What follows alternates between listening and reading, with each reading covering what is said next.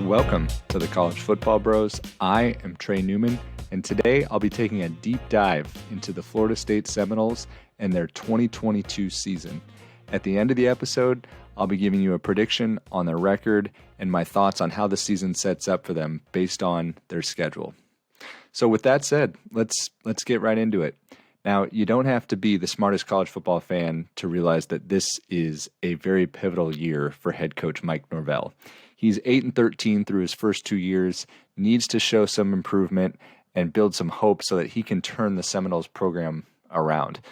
Last year, they started 0-4, including that Hail Mary loss to Jacksonville State, but to their credit, they got a little better, finished 5-3 with respectable losses to Clemson, NC State, and Florida. I personally believe that their opening game against Notre Dame really impacted how their season ended up shaking out.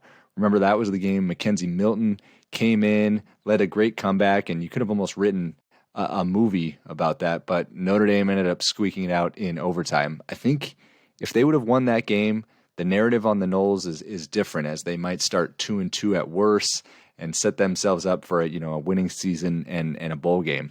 So we also have to keep in mind the context. We have to remember that Norvell, he inherited a mess, and the university is now starting to spend some money around the staff and the program to help him out. So looking at this year, there's a lot of returning production, started a lot of underclassmen last year, so you would expect some form of improvement this season.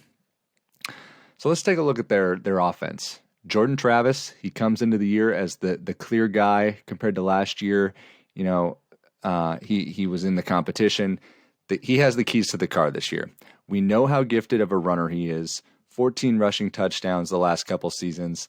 Sometimes the problem with him was he took a lot of losses, tried to make a play that wasn't there, but in defense of Travis, the offensive line hasn't been the strength recently. We saw how he really improved as a passer last year compared to the year before. He's got a new offensive coordinator this year to help him, Alex Atkins. If he can continue to improve this year as a passer and be a little bit more consistent, then this offense really has a chance to take off. And the pieces are there for Travis too. Leading receiver Ontario Wilson is back. Ja'Kai Douglas led the team with 18 yards per catch. They also bring in some Power 5 help on the outside. Micah Pittman from Oregon, Johnny Wilson from Arizona State. Treshaun Ward is back at running back. He averaged over 6 yards per carry. They get another Oregon transfer coming in, Trey Benson, to boost that running back room. I really think the offense will be strong.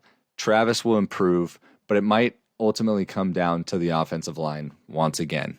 They were one of the worst teams on third down last year, and that's really because they often got behind the chains early because of the large amount of line busts that they had. I don't think there's much of an excuse this year to at least not take a step forward. They bring in a transfer, Bless Harris, to anchor one of the tackle spots. Caden Lyles from Wisconsin on the interior line too. Combine that with plenty of veteran experience now. So if this unit gels, the offense could really take a step forward, because I think Jordan Travis will continue to improve and could be one of the most productive quarterbacks in the ACC. Now, switching over to the defense, this unit, the defense, took a huge step forward for Adam Fuller last year, as 2020 was really bad. Going into this year, SP Plus projects them to have the 15th best defense in the country, and it really should be an asset. But they have some question marks. They have some key pieces to replace, particularly the ends. Jermaine Johnson and Keir Thomas, who combined for 18 sacks, they're gone. But they do bring in one of the most sought-after DNs, Jared Verse from Albany, put up some gaudy numbers, had 14.5 sacks in only 15 games. We'll see if that can translate, though, into ACC, a little bit tougher competition, but still very good there. The interior of the line should be good. They return Fabian Lovett and Robert Cooper. At linebacker, they bring in a tackle machine from Central Florida, Tatum Bethune. They're also bringing back a couple guys, Kalen DeLoach, DJ Lundy. They themselves each had 69 tackles, so no reason to think that the linebacker position won't be a strength. We already know that one question is the defensive end production, but another is, can the secondary be more consistent and more of a strength? They got beat long a fair amount and wasn't more evident than the end of that Jacksonville State game, but kind of a fluke. Sorry to bring it up again, Florida State fans, but Jamie Robinson, he's a star at safety, was the leading tackler, led them with 4 interceptions. He's a real nice piece to build around. And I'm excited to see what the sophomores, Kevin Knowles and Amarian Cooper, can do this year, building off of solid first years where they saw a lot of action. So overall, it's going to come down to 2 things for Florida State for me. Can the defense stay strong after losing their productive ends? And can Jordan Travis and the offensive line be more consistent and more reliable? We'll see how that shakes out this year for them.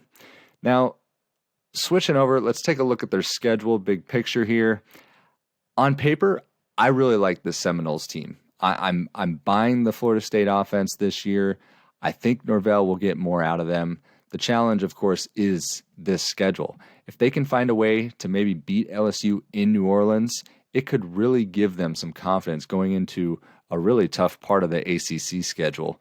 Most of those ACC games early, they're almost toss-ups as reflected in some of the early lines that have been posted out there. You know, having at NC State and then Clemson in back-to-back weeks in the middle of that schedule, that's brutal. They could both be top 10-ish teams at that time. And then they finish at one of the coastal favorites, Miami, where early lines have the Canes favored over a touchdown. And then to wrap it up, ironically, they finished the year playing Billy Napier's last couple teams, the reigning Sun Belt champs, Louisiana, and then Florida, of course. So as a prediction, Florida State, they could end up being one of those cases where they improve, but their record might not be as strong as their metrics point to. The over-under in Vegas is set around 6.5 wins, and despite the tough schedule, I'm going over. I really think the Seminoles turn a corner this year. I think Jordan Travis continues to develop. I see more like 7-5, potentially 8, if they can knock off someone like NC State or Clemson. So I'm a little bit more bullish on the Seminoles, and I'll be pulling for them this season. So that's it for the Seminoles and this episode of the College Football Bros. Please let me know your comments down below on how you think Florida State will fare this year. Check out our podcast and this channel all season long. We're previewing each of the conferences, have weekly episodes during the season, and we cover college football in a unique and entertaining way with my 2 brothers. Thank you for watching, and see you next time. You've been watching the College Football Bros. Be sure to subscribe here on YouTube and in your podcast app for college football content all year round. For bonus episodes and access to our Discord chat, join our Patreon at patreon.com/collegefootballbros. Thanks for watching.